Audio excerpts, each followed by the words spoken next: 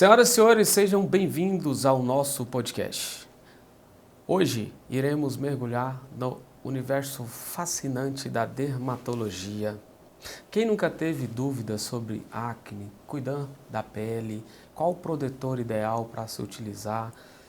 Será que a gente está cuidando da pele da forma correta? Será que estamos expondo ao sol da forma correta? Essa e várias outras dúvidas, eu até anotei algumas perguntinhas aqui, nós faremos para a especialista que nos deu a honra de vir ao nosso podcast hoje. Vamos para o currículo dela, gente, que é, olha, profissional, muito preparada para falar sobre esse assunto. Ela é graduada em Medicina pela Universidade Estadual de Campinas, a Unicamp, residência em Dermatologia também pela Unicamp, especialista titular pela Sociedade Brasileira de Dermatologia, doutora em Dermatologia. Gente, é muita coisa, eu não vou nem citar tudo aqui. O que eu sei é que ela passou um bom tempo em São Paulo se preparando para trabalhar nessa área e para vir bater esse papo legal com a gente aqui. Senhoras e senhores, recebam com muito carinho a doutora Fabiane Utino.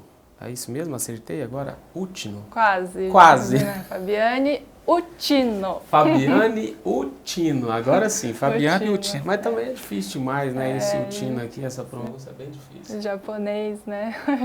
Mas antes que a Fabiane comece a bater esse papo com a gente, deixa seu like aí, deixa seu comentário, inscreva-se no canal para a gente continuar produzindo conteúdos como este. Fabiane, você passou muito tempo em São Paulo, né? Justamente. Josimar, antes de mais nada, eu queria agradecer o convite. É uma honra estar aqui.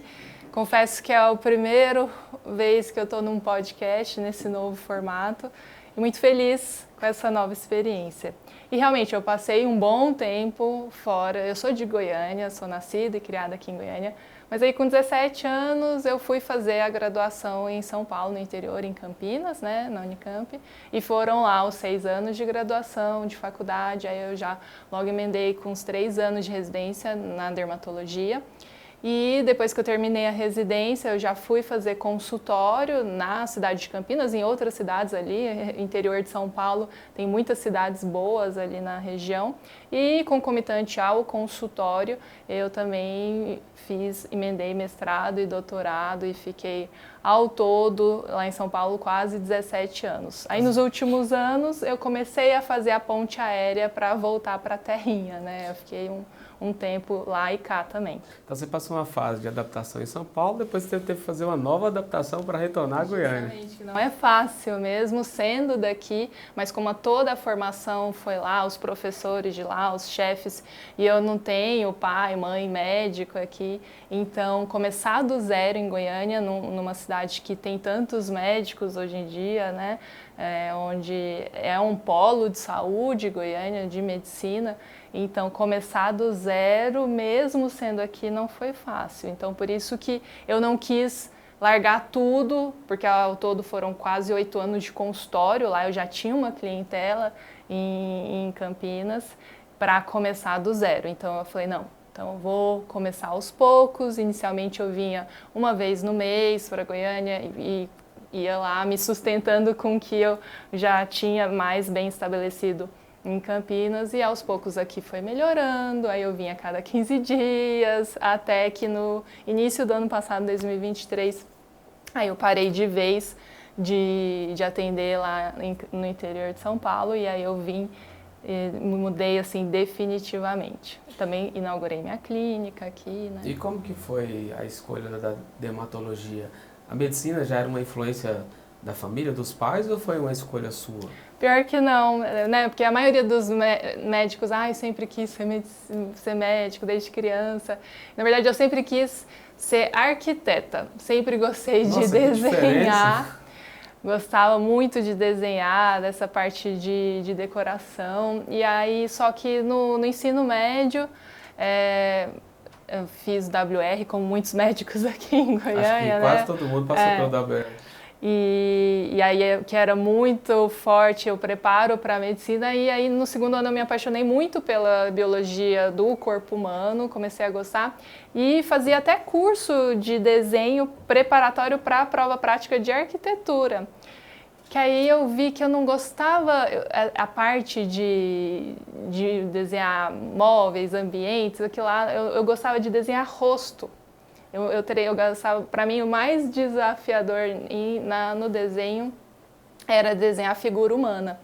E aí eu me apaixonei pela biologia do corpo humano e acho que também, por uma certa influência do colégio, talvez, acabei que quase que no terceiro ano eu decidi fazer medicina.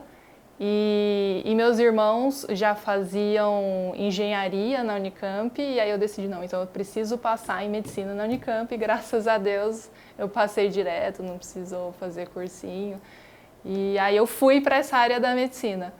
E não imaginava dermatologia. Quando você entra na medicina, eu achava que dermatologia só cuidava de espinha, de acne. Mas no quarto ano, quando a gente passa no estágio da dermatologia, assim, eu vi toda a complexidade de tantas doenças dermatológicas. São mais de 2.000 diagnósticos de doenças dermatológicas. Então, são das especialidades médicas, talvez a que tenha mais diagnósticos diferenciais. E num hospital terciário chega uma dermatologia que é muito diferente de uma dermatologia de consultório, que tem muito da estética. São doenças assim que inúmeras. E aí eu vi assim um professor que eu tenho o maior carinho, que para mim é o maior dermatologista de todos, o Dr. Elemir, tinha um ambulatório que era de elucidação diagnóstica. Aquele ambulatório que ninguém sabe, assim, aqueles casos super complexos que ninguém sabe o que ia para o ambulatório dele. E aí me impressionou e me encantou que como só de olhar aqui o detalhe da lesão da pele, ele conseguia chegar num diagnóstico. E às vezes de doenças, existem doenças de pele que na verdade dão sinais de que pode estar acontecendo, por exemplo, uma neoplasia no intestino. E eu achava, nossa, que incrível, e tudo com o conhecimento do olhar. Então, aí aquilo me encantou, porque às vezes as outras especialidades precisa fazer um raio-x, precisa de um monte de exame de sangue, e a dermatologia é muito visual. E é um visual que demanda um conhecimento por trás daquele olhar. Eu já ia perguntar isso, porque eu acredito que tem que estudar muito para conseguir ter esse diagnóstico por olhar, né? Uhum. Lógico, tem doenças que é impossível de ser o diagnóstico só visual. Tem outras que a gente bate o olho, é isso. Daqui a pouco eu vou fazer um diagnóstico, gente, dessas pintinhas aqui. Fábio, você tem algumas aí? Nós já vamos perguntar para ela o que é. Mas, então, é engraçado que para não dermatologistas, os outros médicos, eles veem uma lesão de pele, isso aí é tudo a mesma coisa, né?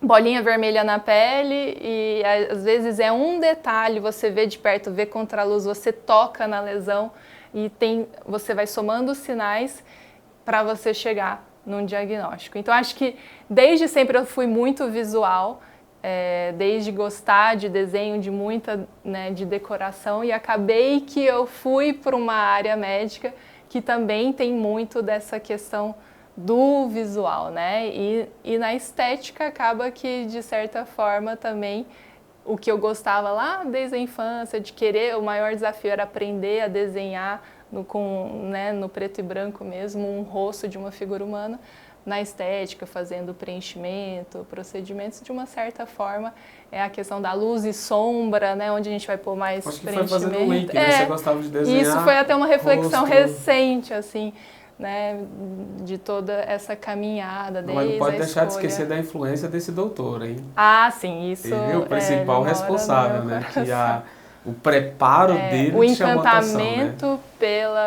pela dermatologia realmente foi aí nesse momento do quarto ano, e aí que eu me apaixonei. E hoje em dia eu me encontrei mesmo foi na dermatologia, porque como eu no primeiro ano de faculdade, no segundo, que é muito difícil você mudar de cidade, eu era ainda adolescente praticamente, né? E aí eu via... Você tinha quantos anos quando você mudou de cidade? Então, foi com 17 anos. Nossa, muito nova. Não é todo mundo tem coragem de fazer isso, né? E aí eu via os colegas de turma que sempre quiseram medicina, todos empolgados, e eu tendo uma certa dificuldade. E aí eu falei, será que é isso mesmo que eu quero? E aí eu também refletindo, eu vi que realmente eu me encontrei na medicina, foi na residência, foi na dermatologia, que ali eu fui muito feliz. E hoje em dia eu acho que eu não faria mais nada dentro da medicina se não fosse a dermatologia. Mas antes que a gente continue, nós vamos falar dos nossos apoiadores. Esse look aqui, gente, não sei se vocês gostaram do visual, coincidentemente eu acho que ele ficou bem combinando com a nossa convidada. Quem preparou esse look foi o Fernando, da Alternativa Locação e Venda, que fica na Rua 2, no centro de Goiânia. Então, se você está precisando de um look para um casamento, uma reunião, um podcaster ou qualquer que seja a ocasião, acesse o QR Code que está disponível na tela e fale com o Fernando que ele vai preparar um look ideal para você. E tem mais um recado do Fernando. Ele está dando 10% de desconto na locação para todos que assistirem esse podcaster e 5% de desconto na compra. Então, você que está nos assistindo tem direito a esse desconto. Outro parceiro nosso é a Valk Tubos. Se você está precisando de tubos e conexões para o seu sistema de combate de incêndio, na Valk Tubos você encontra uma linha completa à sua disposição. São mais de 20 mil itens em estoque para a sua entrega. Mais de 20 mil itens. Acesse o QR Code que está disponível na tela e fale com o time comercial da Valk Tubos. E agora, a Valk Tubos tem uma notícia especial. São 2 unidades, uma em Goiânia e outra em Cuiabá. Então não perca a oportunidade. A AWS também faz parte aqui do time de apoiadores. Inclusive foi a AWS que fez a mudança aqui no estúdio. É toda essa mudança do cenário, para quem está acompanhando há um bom tempo, viu que a gente fez algumas alterações. Quem fez foi a AWS. Então, se você está cansado do seu ambiente, quer um ambiente novo, ou comprou uma casa nova, ou um apartamento, entre em contato com o time comercial da AWS, que eles vão mandar um arquiteto para a sua casa e vão projetar, desenhar do seu jeito. Fabiana, você que gosta muito de desenho, então você vai gostar de falar com o pessoal da AWS, porque eles vão mandar um arquiteto no seu escritório, na sua casa e fazer o projeto para você. Então acesse o QR Code e fale com o time comercial da AWS. Outro parceiro nosso que trouxe essa cortina aqui, que colocou ao fundo do nosso podcast, é a PV Ambientes. Acabamento final para dar aquele toque na sua decoração é com a PV Ambientes. Papéis de paredes, cortinas, persianas, manuais e motorizadas, tapetes, colchas, almofadas, todos eles manuais e motorizados. Então, acesse o QR Code e fale com o agente comercial da PV Ambientes. E o nosso apoiador final é a Pitangui, gente, que está com a gente aqui um bom tempo. Então, reformar ou construir, esmalte é Pitangui. Josimar, quais são os produtos que eu encontro na Pitangui? Esmalte sintético, esmalte industrial, esmalte martelado, verniz, funda de acabamento e vários outros. E você também que é um empresário, que tem um comércio e quer se tornar revendedor da Pitangui, acesse o QR Code que está disponível na tela e fale com o João Fernandes ou o Reinaldo e se torne um revendedor da Pitangui. E a Pitangui mandou um brinde para você, Fabiane, que eu não vou mais errar seu nome, Fabiane. Olha que brindezinho especial aqui para você.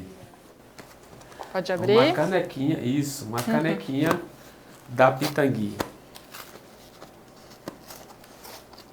Ixi, acho que eu rasguei. Não tem problema não, pode abrir. Olha, vem recheada. Ah, e tem aí dentro, tem mais coisa aí, abre aí.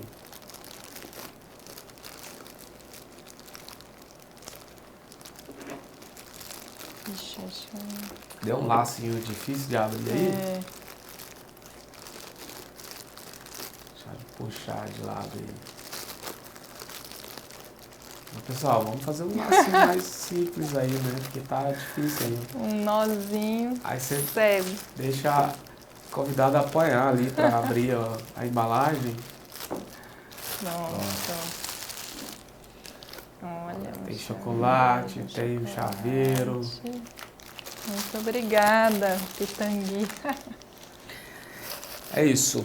Muito obrigado, pessoal da Pitangui. Então você foi com 17 anos, passou por essa fase de adaptação, praticamente saindo da adolescência, você já estava em outra cidade. Uhum, justamente. E seus pais aceitaram? Tranquilo? Você já tinha um irmão, né? Então, isso foi ótimo para os meus pais, porque nós somos 3, né? E bem próximos, de 2 em 2 anos. Aí meu irmão mais velho já estava na engenharia elétrica, lá na Unicamp, minha irmã em engenharia química, e aí eu fui. Então foi ótimo para eles, que estavam os 3, assim, foi uma cidade nova, né? Mas pelo menos eu estava com os meus irmãos, em família, isso deixou muito mais Eu não sei se isso é cultural ou se é só uma leitura Uhum. minha, me corrija se eu estiver errado, mas uma coisa que eu acho que deveria servir de exemplo para nós brasileiros é a cultura japonesa, principalmente dos descendentes brasileiros, descendentes japoneses que moram no Brasil, que eu tenho contato, de que eu vejo que eles colocam os filhos para voar bem mais cedo, que não é muito a cultura do brasileiro, né?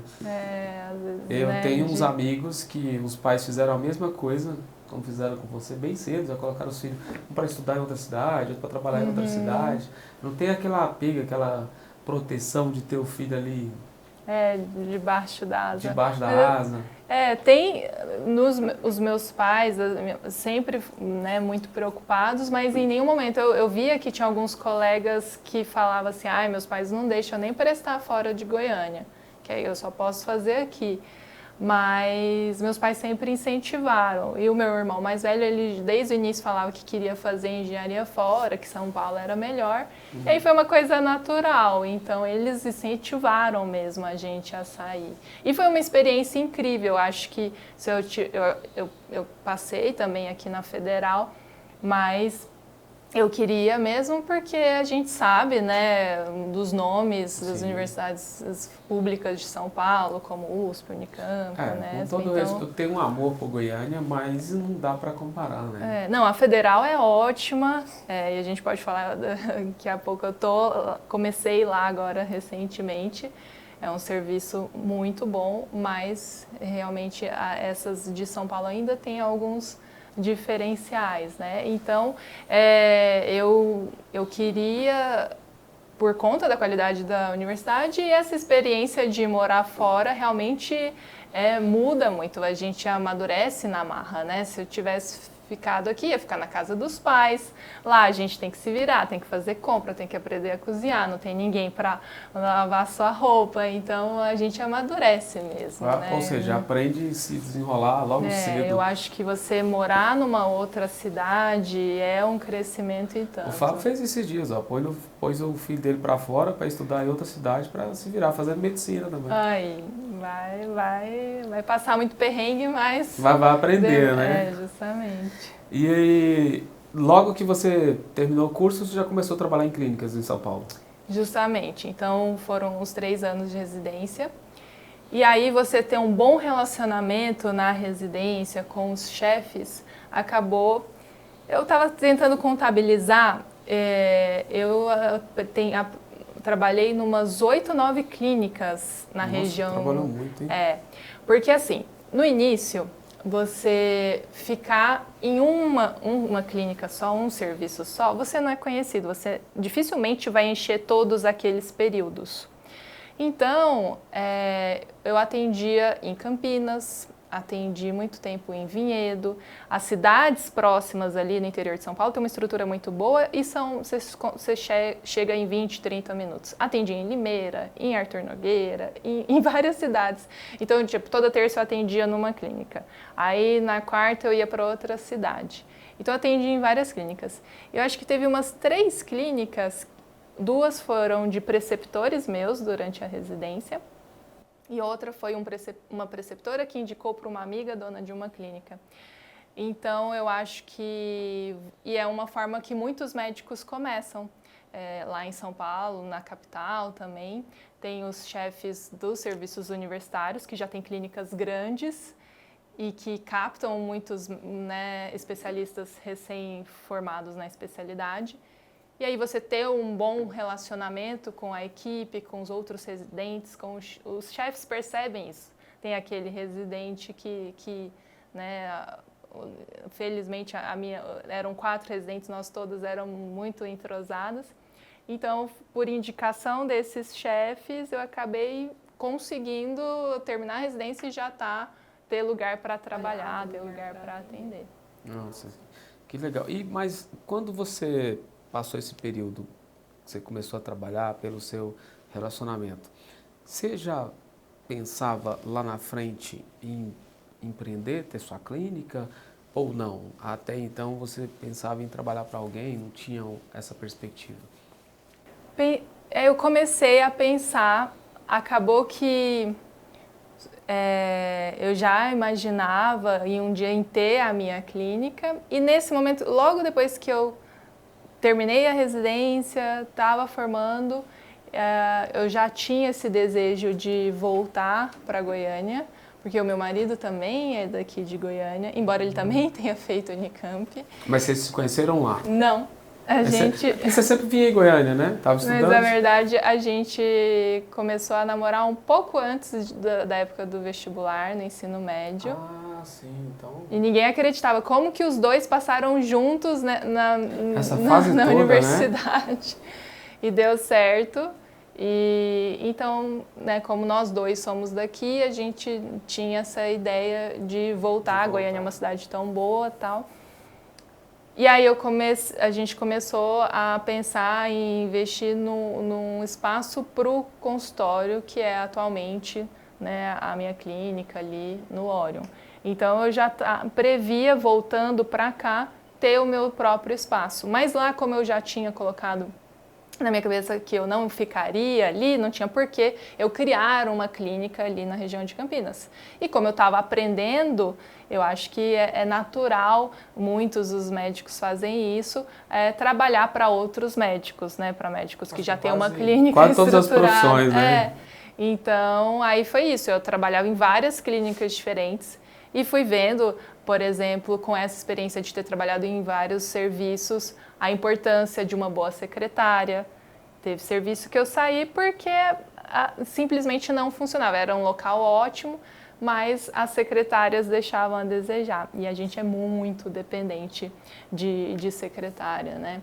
Então eu fui aprendendo muito em vários serviços. Logo cedo identificou um gargalo muito grande na sua área, que é o atendimento. Não vou dizer nem a secretária, esse primeiro atendimento. Porque muitas vezes a gente perde paciente e nem está sabendo. Sim, eu tenho um médico muito bom em Goiânia, que ele já virou amigo, então eu faço críticas duras a ele, no sentido para que ele melhore, porque ele é um excelente médico.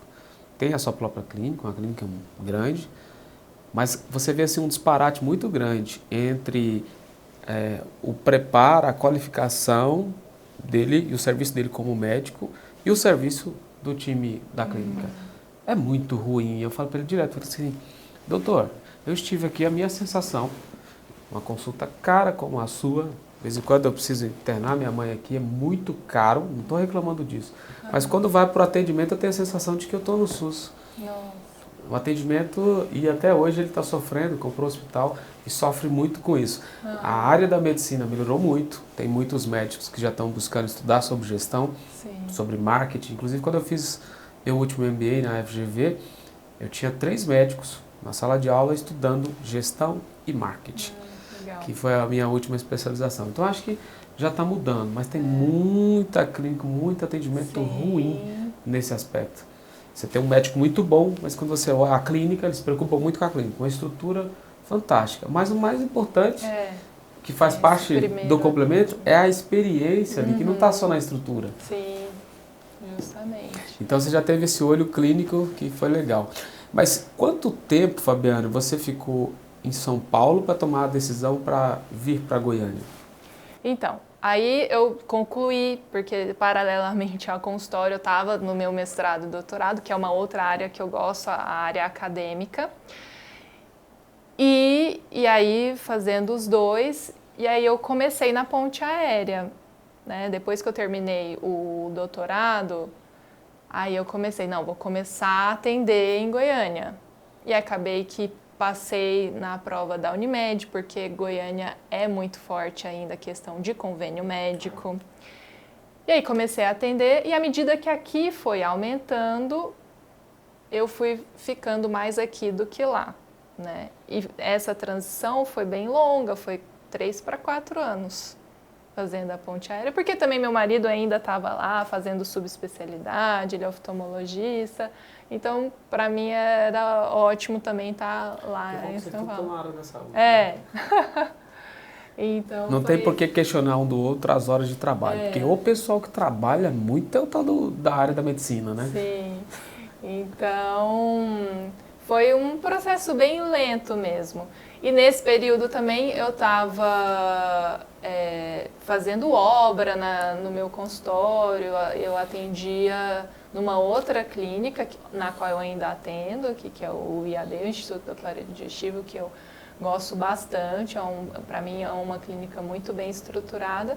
E aí, mas aí no meu eu tenho espaço para a parte dos lasers, aí eu fiquei voltado mais para a dermatologia. Então também teve esse período de obra do meu consultório, e aí fui fazendo tudo aos poucos, aí teve a pandemia também. Mas quando você chegou em Goiânia, você ainda trabalhou em outras clínicas para depois montar a sua? Não, aí em Goiânia eu só fiquei nessa mesmo, eu já tinha experiência de muitas outras clínicas, e eu achei que foi super importante eu ter trabalhado em várias clínicas diferentes, porque aí até para a obra da minha experiência, eu troco muita ideia virou um amigo, mas era meu chefe da residência, que ele também estava fazendo obra na clínica dele, de várias dicas, até assim, como organizar as gavetas para guardar material cirúrgico, para guardar estoque. Então, se eu tivesse... Eu sei que hoje em dia o pessoal já empreende muito, né? Já começa, sai da residência e já monta um consultório, mas eu acho que se eu não tivesse tido essa experiência de ter trabalhado em tantas clínicas diferentes, eu acho que eu teria errado muito na minha, em questão até de marcenaria, de como dividir os espaços. Então, acho que foi super importante. Essa experiência, né? E são quantos anos já de clínica? Eu inaugurei no final de 2021, fez 3 anos. 3 anos. É. E como que está sendo essa a parte profissional sua na área da medicina, e você, paralelo a isso, você ter que liderar, conduzir um time, divulgar a sua marca, saber quem é seu cliente, sua persona, como que está sendo viver esses dois lados? Aí isso aí é aquele aprendizado na marra que a gente não tem na universidade, não tem na residência, fazer cursos de gestão, né, gestão de consultório. Hoje em dia, desde a pandemia, com esses cursos online, isso ajudou muito, porque realmente é um desafio, né? Você ter o seu próprio negócio e treinar a secretária. Então, assim, eu comecei muito devagar mesmo, assim, tranquilo, só eu e a secretária. E agora, assim, já tem outros 2 médicos na clínica, já tem uma auxiliar. E aí, tendo toda essa experiência de saber a importância da secretária, então, desde o início, dar os treinamentos, né, dar curso para a forma de atendimento. Então, acho que isso é super importante. Graças a Deus, eu tenho uma maravilhosa, super elogiada. E ela nunca foi secretária de clínica, ela era recepcionista de salão de beleza, e eu acho que às vezes treinar desde o início é melhor do que pegar uma super experiente, e aí ela entende justamente todas as minhas necessidades, o jeito que eu gosto. Até porque a pessoa que não tem tanta experiência e é mais jovem, ele está mais aberto ao aprendizado, né? Agora, quando a pessoa já tem muita experiência, ele já chega com algumas coisas que ele já tem como conceito e pronto, e fica difícil introduzir alguma coisa nova. Então, às vezes, justamente você pegar alguém não tão experiente, mas que tem vontade de aprender, eu acho que às vezes você consegue moldar até melhor e ter resultados melhores. E como que você consegue conciliar essa vida acadêmica, consultório, entre ministrar aula, estudar, cuidar da família, trabalhar? Como é que você ajusta essa agenda aí? É um desafio mesmo. Então, às vezes, acaba que uma coisa fica deixada de lado. Por exemplo, eu acho que eu tinha que dedicar até mais ao Instagram, né? Nessa de montar o consultório particular, aí eu vi que realmente... Porque se você atender convênio, lógico que é importante ter as redes sociais, mas até que já estava num fluxo de paciente que a agenda sempre está cheia, graças a Deus. Mas quando você monta um serviço de só consulta particular, que é no caso da minha clínica, não é a mesma procura, ainda mais em Goiânia, onde convênio é algo ainda tão cultural, né? Diferente de São Paulo, que o pessoal tem aquelas operadoras que reembolsam, é muito mais comum ter consulta particular. Então, eu vi a necessidade, isso me forçou mesmo a me dedicar mais às redes sociais. Porque para você atrair, e hoje em dia, como a gente estava conversando mesmo, o currículo do profissional liberal, dos médicos, profissionais da saúde, está nas redes sociais, no Instagram. Então, não adianta você ter um ótimo currículo técnico se você não tem nada, se você, né, quem não está nas redes sociais está fora do mercado. Então, porque o mundo mudou muito, né? O mundo hoje, todos nós somos uma mídia. Não é só você ser boa, você tem que falar com as pessoas. Justamente. Eu quero saber quem é a doutora. O Josimar me indicou, o Henrique indicou, mas quem é a doutora? E aonde que eu vou? Eu vou no Instagram. E no Instagram você pode colocar diversos tipos de conteúdo educativo, conteúdo de quebra de objeção, às vezes é conteúdo de fortalecimento de marca, geração de valor, experiência, né? Antes, depois, prova social, sua vida social, porque as pessoas hoje não compram só, se você ficar falando de serviço o tempo todo, lá, pele, não sei o quê, não compra só isso. Eles querem comprar também o seu storytelling, que é o que a gente está fazendo hoje. Como você começou, foi aos 17 anos para São Paulo, as pessoas compram muito história. Essa pessoa que é legal, ele sentiu confiança, da agora para frente ele começa a conduzir o seu produto, consumir o seu produto e se torna um advogado da sua marca. Então a internet consegue colocar as pessoas todas próximas umas das outras, né? Antigamente você não tinha acesso a um artista global. Hoje você fala e acompanha o artista global na sua tela do celular. Né? Então a gente saímos do vertical e fomos para o horizontal. Então eu não diria nem só Instagram, porque na internet essas redes chegam e vêm, está sempre chegando novas, mas a internet em si, no geral, a comunicação na internet em si é uma coisa que veio para ficar, não tem como... Ou você escolhe quanto tempo eu vou demorar chegar e pegar em atraso, ou eu vou chegar amanhã. A escolha é essa, não tem como fugir. Mas agora entrando mais na parte prática da sua área, que eu estou aqui com muitas perguntas, muitas dúvidas, muitos mitos. Eu sei que quem está assistindo também está com a mesma sensação. Vamos começar por coisas básicas. Quais são os cuidados básicos para uma pele saudável? Vamos lá. Bom, cuidados inicialmente com o rosto, né? Então, a importância de uma boa higienização no rosto.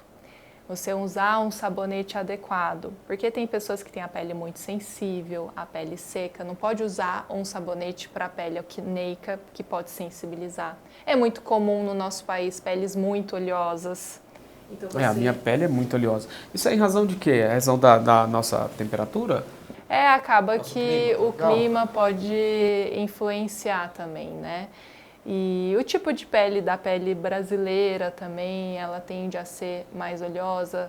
Então, essa questão da boa higienização é o cuidado básico, limpeza da pele. Mas também evitar os excessos, porque muito banho, muito sabonete pode ressecar a pele. E aí a gente vê muito essas questões de problema de alergia, de pele seca, mais nas crianças e nos idosos, que tem essa pele que tende mais ao ressecamento. E aí, às vezes, a gente tem que dar bronca na mãe, que dá 3 banhos ao dia numa criança com dermatite atópica, que é um tipo de alergia do ressecamento da pele. Quem tem pele oleosa, como a minha, a última vez que eu fiz uma limpeza de pele, a pessoa me indicou um sabonete que eu comprei, e eu acho legal, quando eu lembro, até lavo, só quando eu lembro, tá? Sou muito indisciplinado. Aí a pele fica bem lisinha, gostosinha de passar a mão. Qual que é a indicação? Quantas vezes por semana eu devo usar aquele sabonete ou todos os dias? Pode e deve, né, para ver esse controle da oleosidade. Acontece que aí também tem os exageros. Aí tem gente que tem a pele oleosa e fica lavando 3, 4 vezes ao dia. Não precisa disso. 2 vezes ao dia, de manhã, a gente já tem que molhar o rosto, né, para dar aquela limpada, acordada. Já lava com sabonete próprio para sua pele e à noite, né, você chega, né, tem toda a sujidade, poluição, as mulheres, nós usamos maquiagem, à noite você lava mais uma vez. Então, 2 vezes ao dia. 2 vezes ao dia, nossa, é difícil lembrar disso aí, né? Eu acho que porque eu tava na sensação de vir conversar com você hoje, tirar dúvidas de pele, hoje de manhã apareceu uma bem aqui no nariz, uma acne bem no nariz.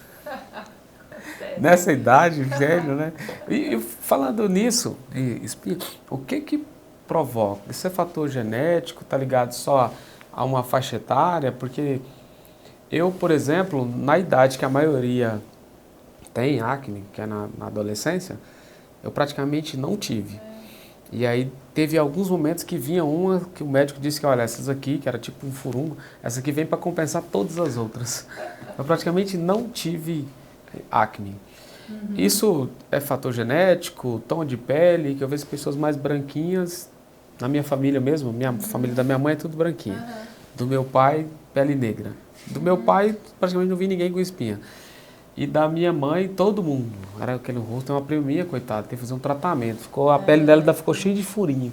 Na verdade, a acne é super prevalente, né? E tem a fase que ela acomete mais a população e 90% da população que é na adolescência.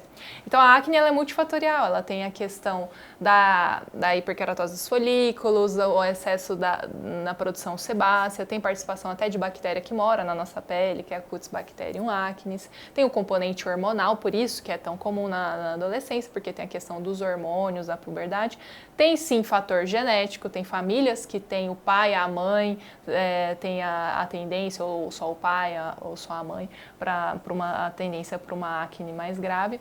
E hoje em dia a gente vê também até a questão alimentar influenciando um pouco, né? Alimentos mais gordurosos, ricos em açúcares, tudo isso pode influenciar na questão da acne. Fator emocional também? Ou não? Muito pouco? Quando você está estressado, ansioso?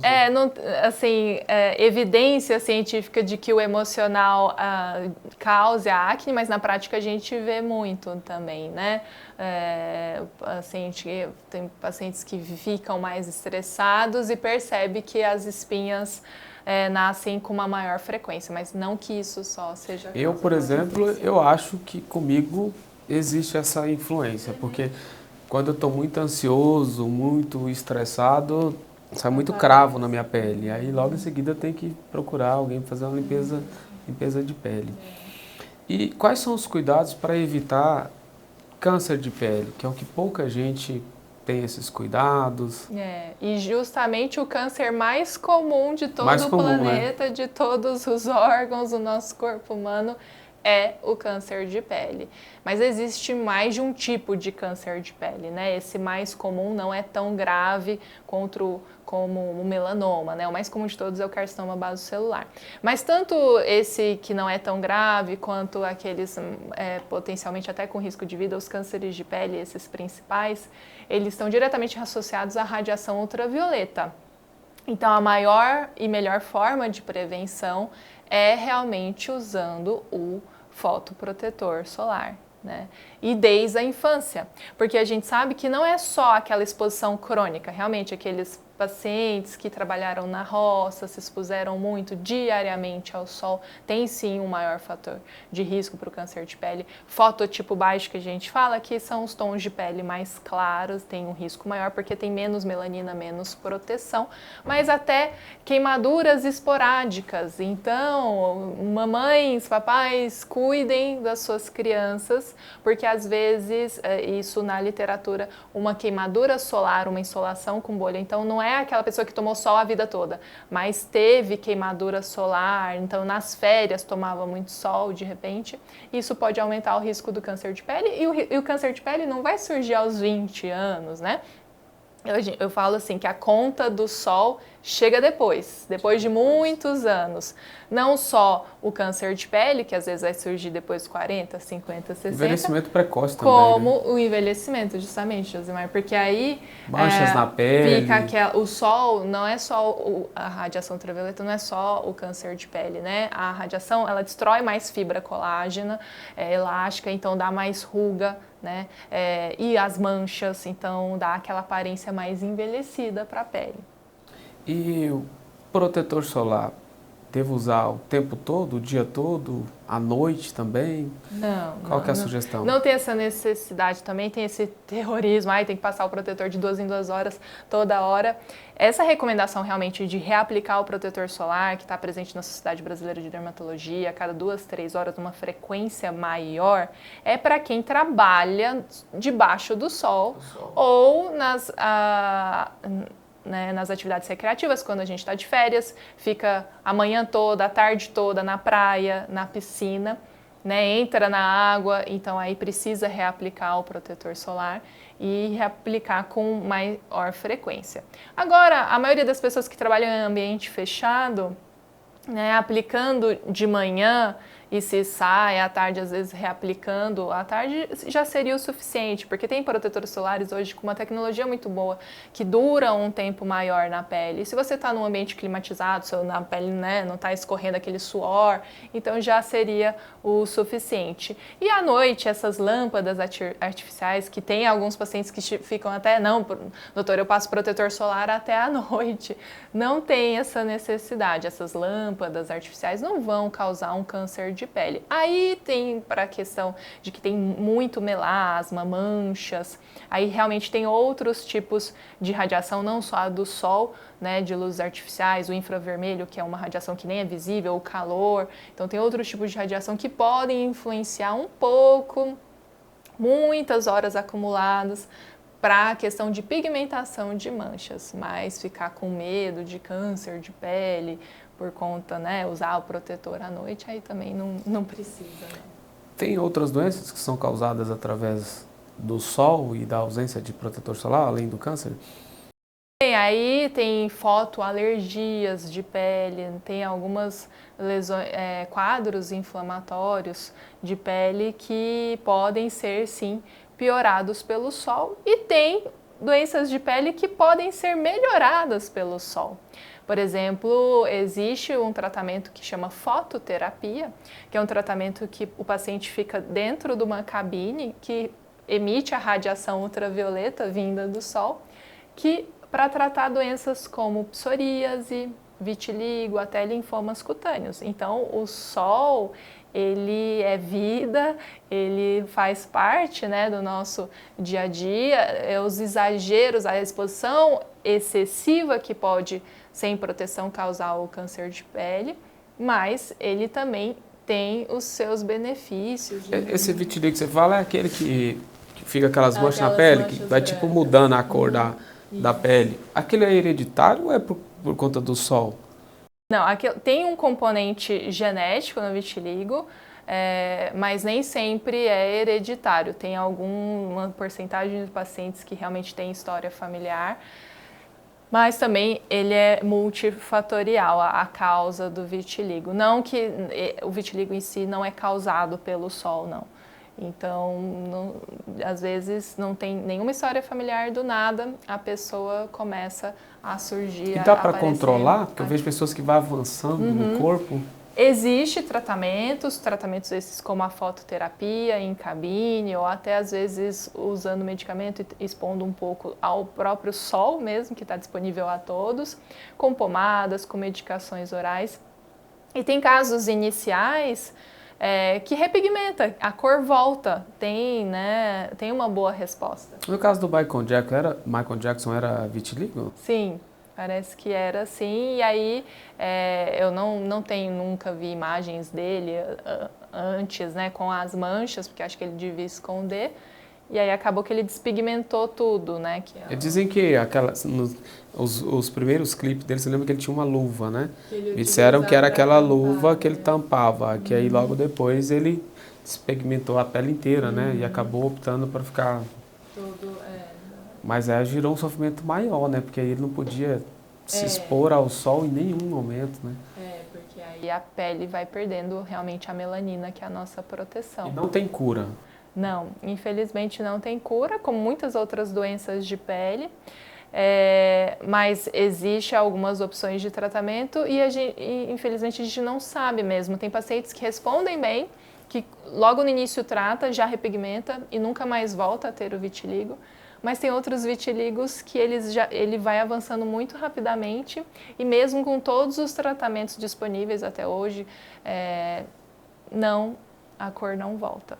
E falando em sol, quando a pessoa tem uma certa exposição, às vezes só por estética, chega numa certa idade, vamos mais para a linha estética, quer dar uma clareada na pele, rejuvenescer a pele, é recomendável esse tratamento? Quais são os riscos?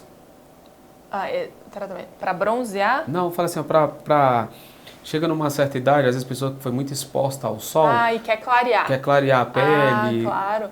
É muito comum essa queixa no consultório dermatológico de manchas de pele. Aquelas manchas senis, que são aquelas manchas escuras no dorso das mãos, ou vai surgindo, vai ficando aquele rosto manchado. O melasma, que é um tipo de mancha mais relacionado às mulheres, mas também acometem homens. Então, ficar com esse tom de pele irregular incomoda muito esteticamente as pessoas. E existem muitos tipos de tratamento, então deve sim procurar o dermatologista, porque a gente começa então com as orientações. Existem protetores solares mais específicos para quem tem predisposição à mancha, os tratamentos clareadores, aí a gente pode passar ácidos de uso em casa à noite. E o que causa o melasma? Mulher, eu vejo que mulher tem muito isso depois que tem filho, né? Isso, porque tem um componente hormonal. Então, os hormônios da gestação, às vezes, os hormônios femininos, quando usa anticoncepcional, pode ser o indutor de aparecer o melasma. Ou até uma tendência familiar, a mãe tinha melasma, aí a paciente também tem melasma, que é uma mancha que não traz mal nenhum à saúde, mas incomoda muito, né, a estética, porque ela é chata de tratar. O melasma é crônico, assim, então a gente usa os clareadores, clareia, mas a pessoa deixa de cuidar, toma um sol mais forte, ela repigmenta. Então, às vezes, a gente nem consegue sumir com ela 100%. Às vezes, de um marrom muito escuro, vai clareando até ficar uma mancha mais sutil, mas ela tem essa tendência a voltar. E aí, a gente tem que fazer sempre tratamentos, usar clareador em casa, é possível fazer o laser no consultório, peelings e outros procedimentos. Então, respondendo sim, se tem esse incômodo com as manchas, deve sim procurar o dermatologista. Uma curiosidade, eu nem sei se você atua nessa área, mas é de pele, vou jogar essa pergunta para você. Eu vejo hoje as pessoas, porque a gente sempre gostou de ficar parecido uns com os outros, né? A gente vê como referência, alguém faz uma coisa, começa todo mundo a fazer. Igual quando começou o silicone, hoje praticamente menina de 20 anos está com silicone, menina de 26 anos está fazendo cirurgia no rosto, né?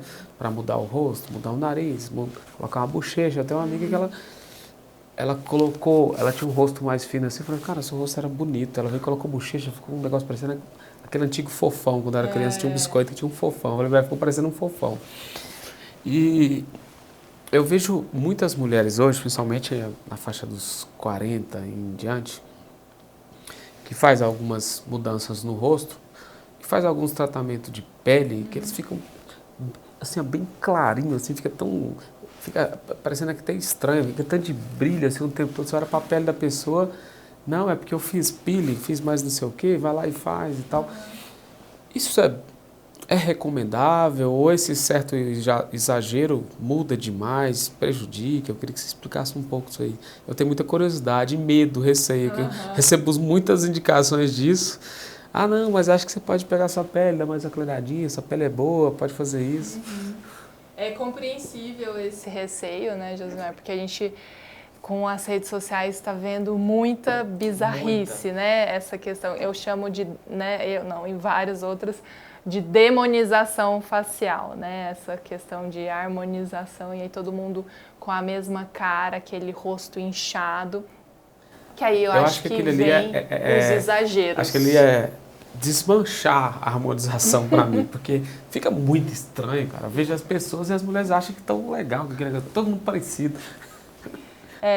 E aí é a linha de cada profissional, né? A gente vê hoje em dia não só os dermatologistas, tem vários outros profissionais não médicos atuando nessa área e realmente fica, às vezes, o rosto deformado. Então, é possível cuidar, sim, ter uma pele mais uniforme, se está incomodado com mancha, fazer um tratamento com os cremes, com, às vezes, até medicação oral, com laser, para prevenir a flacidez, fazer ultrassom micro-macrofocado, fazer bioestimulador, a aplicação do ácido hialurônico, que é isso que pode dar muito volume, mas eu sou muito mais da linha mais cautelosa, de fazer sem exageros. Então é possível fazer procedimentos estéticos e, na verdade, os bons procedimentos, a pessoa, assim, o outro vai olhar aquela paciente, aquela pessoa, nossa,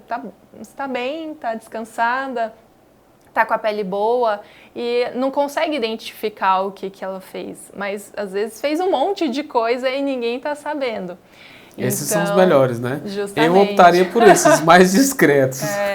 Porque a gente tem que... Acaba que a gente atrai um perfil de paciente parecido com a gente. Isso eu tinha uma professora que falava. Então, eu acho que isso, a rede social ajuda a gente expor as nossas ideias, a forma, né, como a gente trabalha. Então, não vem para mim esse tipo de paciente que é, né, a fissurada em toda a novidade da estética, quer fazer um monte de coisa. Mas quando tem alguma que, por exemplo, ai, doutora, põe mais lábio, eu quero mais volume. E aí a gente também, como profissional, como senso estético, fala, não, tá bom, não precisa mais, senão vai ficar exagerado.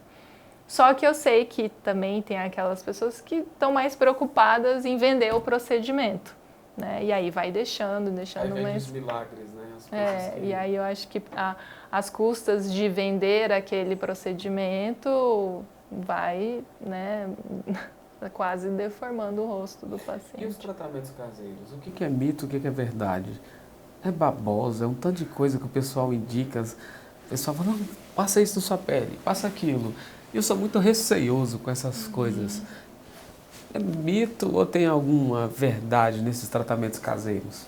Aí tem que ver qual o tratamento caseiro, assim, né? Mas é melhor sempre você procurar, né, a orientação do seu dermatologista do que ficar passando qualquer coisa. É muito comum o uso de plantas, né? E a gente sabe que tem muitas plantas, porque o pessoal tem ideia, é da natureza, é natural, faz bem. Mas tem muitas plantas que na pele, em contato com o sol, dá um quadro, por exemplo, de fitofotodermatose, que a gente fala, que pode sensibilizar e manchar mais a pele. Então, se você está com algum problema de pele, alguma dermatose ou, né, alguma condição que está te incomodando na pele, é melhor procurar o dermatologista do que ficar seguindo receitas caseiras aí. Ou indicação do que um colega fez ou não. Tem solução para olheira ou é só dormir mesmo? Olheira, Solução 100% não. E é bom, eu gosto de falar, ser bem realista com os meus pacientes, porque tem alguém que fala, não, vai melhorar. Falar que tem algum tratamento definitivo para olheira, não tem. E aí tem a olheira que é mais por pigmento, né, que é depósito de melanina, que aí a gente vai focar mais em clareamento, em laser.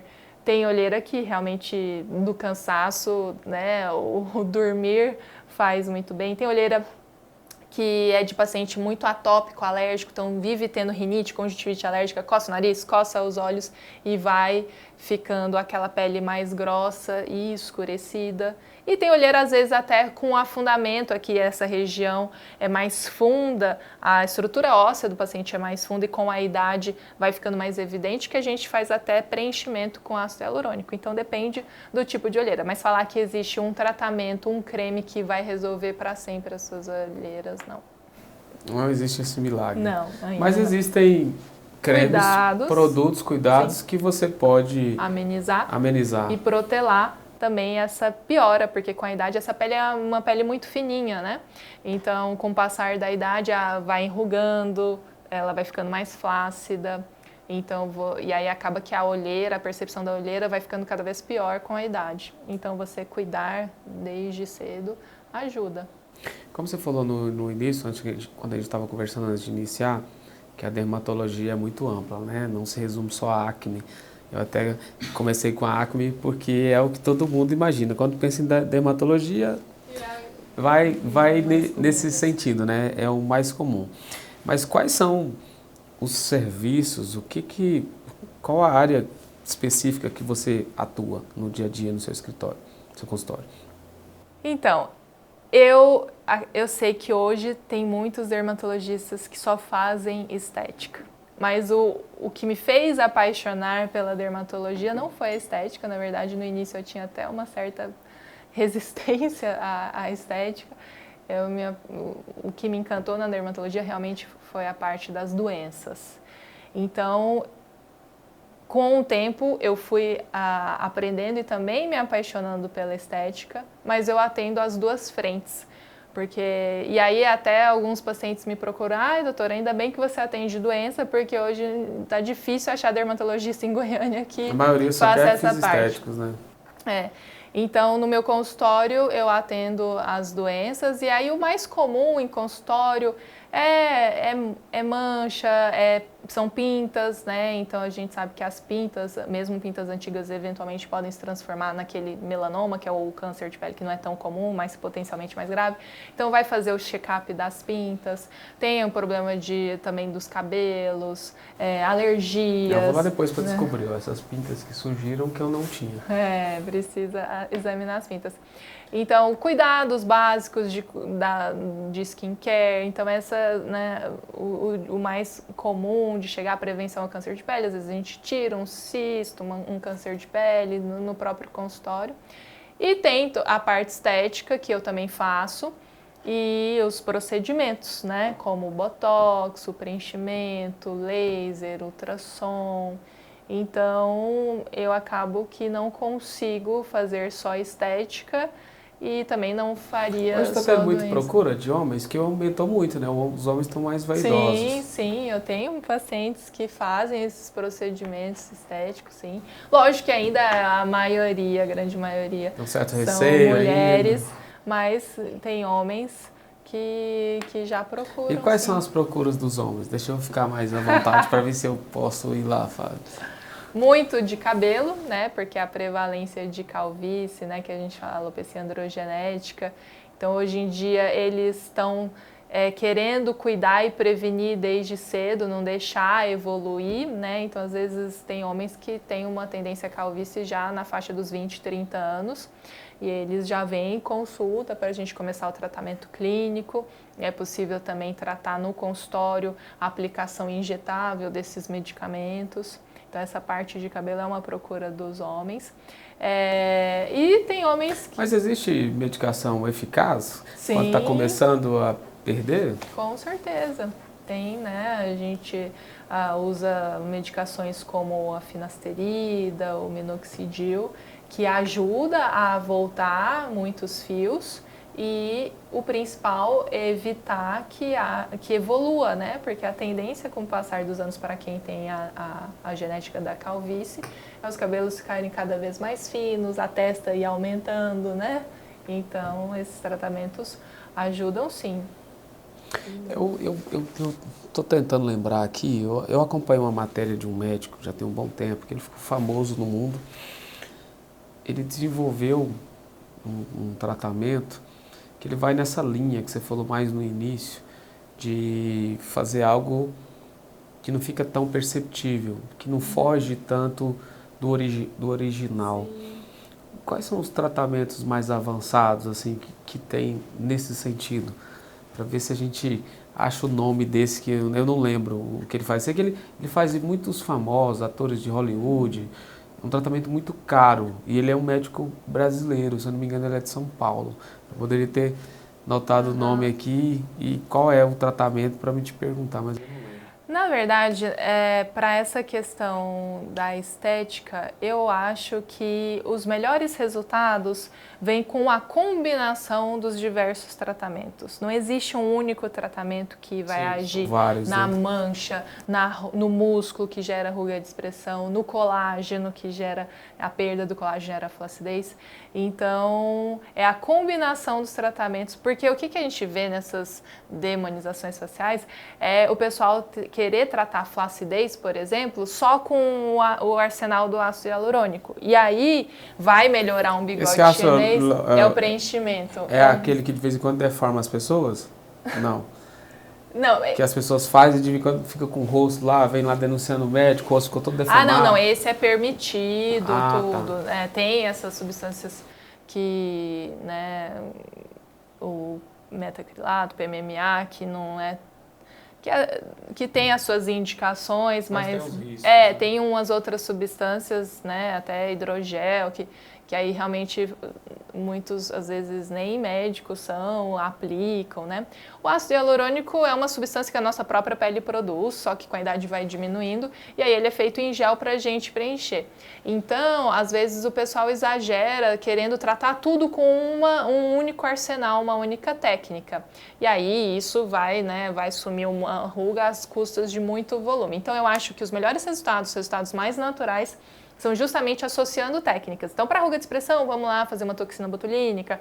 Para melhorar a qualidade da pele, a textura de pele, a gente faz um laser. Para já tratar a flacidez, um ultrassom macrofocado. Então, acho que fica... E não precisa fazer tudo de uma vez, vai fazendo ao longo de um ano. Ele é mais eficiente do que o Botox ou é a mesma coisa? Eu sou meio leigo. São finalidades diferentes. Então, certo. Tem gente que nem acha que tudo é Botox, né? O Botox, a toxina botulínica, é para agir nas rugas de expressão. Certo. Principalmente a ruga do bravo, as linhas da testa, assim, aqui. Os pés de galinha. Então, ele vai agir relaxando a musculatura. Então, em vigência dele, você vai levantar a sobrancelha, mas não vai formar todas aquelas linhas na testa.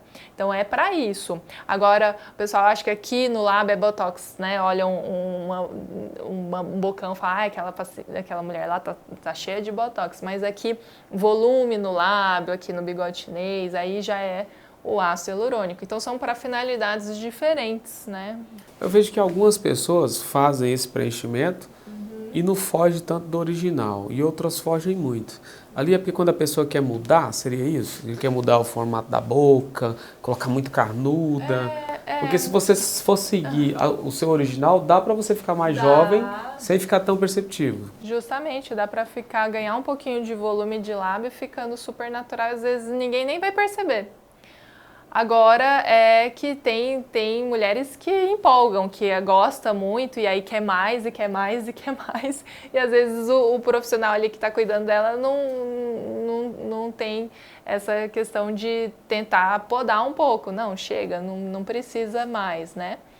Mas, então... Resumindo, é um conjunto de coisas para ter um resultado eficiente.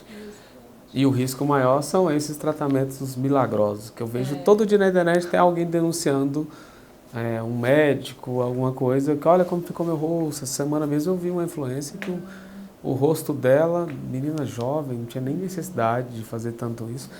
Eu estou perguntando tudo isso para você porque eu tenho vontade de fazer algumas coisas, mas com medo, receio. O homem é mais cauteloso nisso, né? Já a mulher não, a mulher se arrisca bem mais.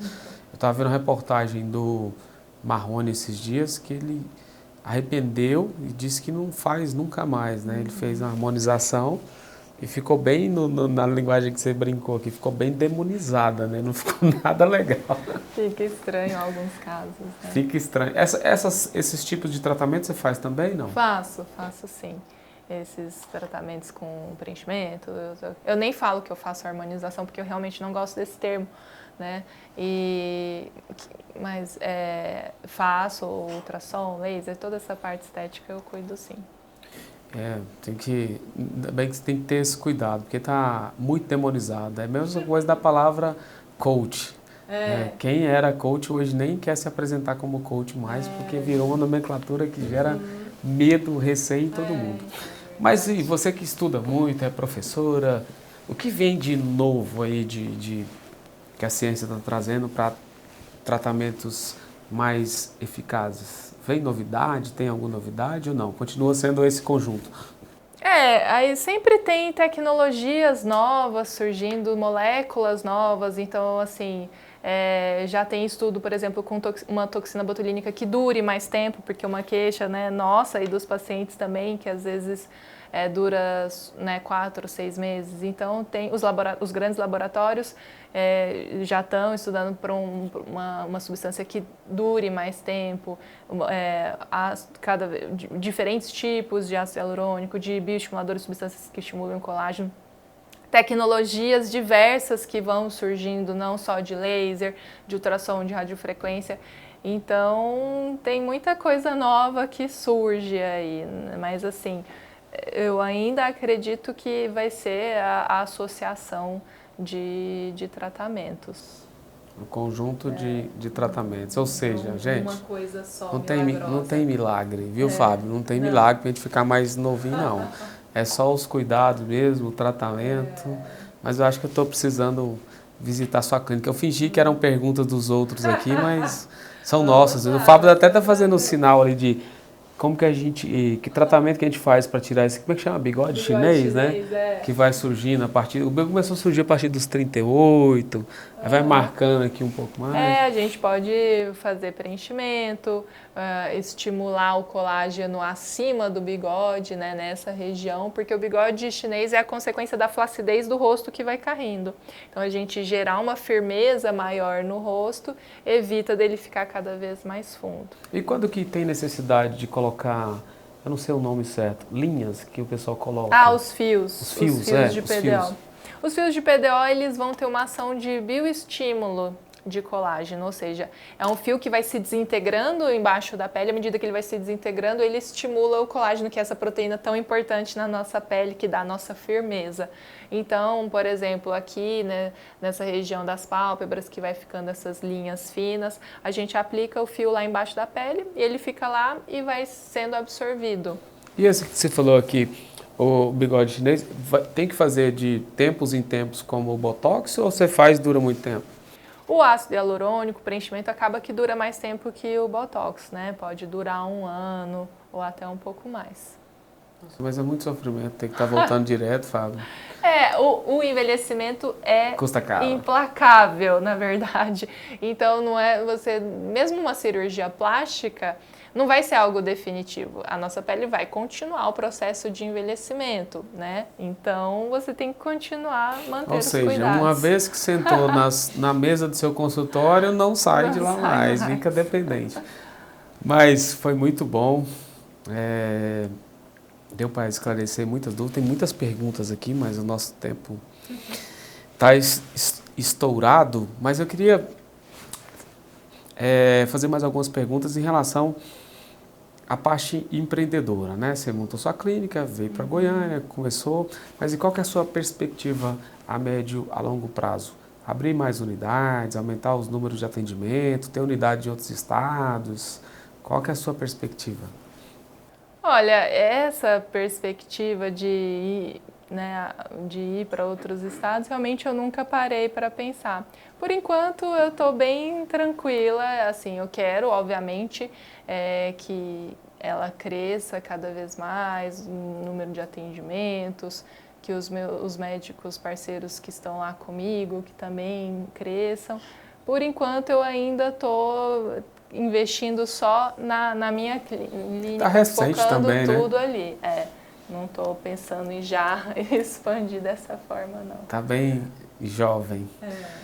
Fabiane, muito obrigado por ter aceitado o convite. Eu acho que o pessoal gostou, deu para tirar muitas dúvidas aqui. Eu acho que eu coloquei muitas perguntas que eram para mim, mas tem muita gente que tem essas dúvidas, então eu acho que foi bem legal. Para finalizar, eu gostaria que você olhasse para aquela câmera e deixasse uma mensagem para as pessoas que estão assistindo em relação a tudo que a gente falou aqui, para os cuidados básicos que a gente tem que ter no dia a dia, não só para fins estéticos, mas principalmente para as prevenções das doenças, que você disse que o câncer de pele é o mais comum no mundo, né? Bom, eu agradeço muito o convite, Josmar, foi ótima experiência, gostei bastante, foi uma honra pelo convite. E a orientação, né, que assim como as mulheres vão no ginecologista, os homens vão no urologista, é fundamental fazer essa visita ao dermatologista, porque, como eu já falei, o câncer de pele é o mais comum de todos, e então essa prevenção se faz visitando o dermatologista e sendo examinado a pele toda. E não só isso, né, o cuidado, como é importante a gente ter, né, o nosso rosto, a nossa pele é o nosso cartão de visitas, e a gente falando aqui de negócio, de empreendedorismo, como é bom a gente se sentir bem cuidado, tá com autoestima em dia. Então a dermatologia, a gente cuida sim da saúde, previne, cuida de doenças, previne aí o câncer de pele com esses cuidados. Então use o protetor solar, faça a visita ao dermatologista. E é possível cuidar dessas queixas estéticas que incomodam tantas pessoas sem exageros. É possível ficar com a pele bem cuidada de uma forma natural e saudável, principalmente. Sem exageros, tá, pessoal? Não vai acreditar nas mensagens que vocês milagrosas que vocês recebem aí no Instagram para mudar completamente o seu rosto, trazer você há 10, 20 anos atrás. Muito cuidado, viu, com essas coisas milagrosas aí. Essa foi a receita que eu entendi da doutora aqui hoje. Muito obrigado por ter nos acompanhado até agora. Não esqueçam de deixar o seu like, o seu comentário, porque isso ajuda a manter esse projeto, ajuda a manter esse podcast. Valeu e até o próximo episódio.